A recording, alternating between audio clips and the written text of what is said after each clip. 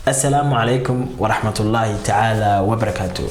كسر دوادا عشر كان أما داوشدن وحينكو براندونا هرمجلينتا يسكودو فشدا. صدح يصير مركا عينو يسكودو فنينو حدبا لبادون دونو عينو كوبلا بكرنا. كوبلا لبادا هوري أما كوبلا لبادا دمبي. سادو هركيسو ترانتو اسمك دييسو. tusaalaheena koowaad waxaynu ku barananaa ama ku qaadan doonaa sidii aan isku dhufan lahayn saddex isir aan isku dhufan lahayn aynu hadba tirada aan doonayno ama labada tiro ugu horeeya ama labada tiro ugu dambeeya aynu isku dhufanayno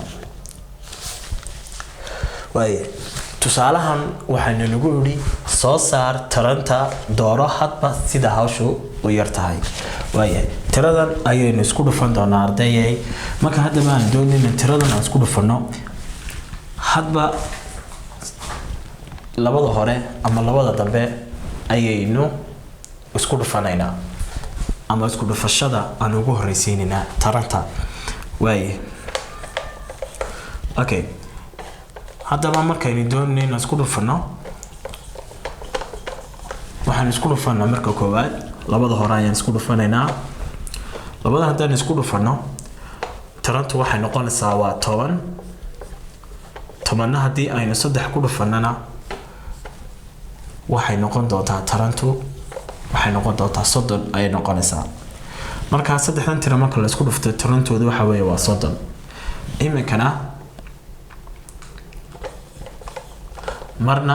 waxaan isku dayi doonaa in aynu labada dambe aynu isku dhufano isku dayi doonaa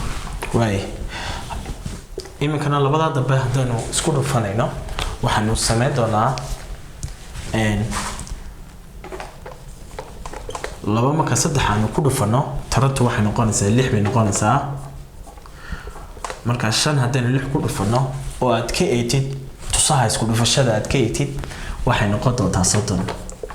marka bal u fiirso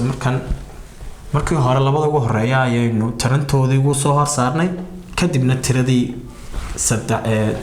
tiradii kale ayaynu ku dhufanay marna labada dambe ayaan isku dhufanay hadba labada doonto haddii aad tarantooda ugu hor shaqaysid kadibna ta kale aad ku dhufatid tarantu isma gadiyayso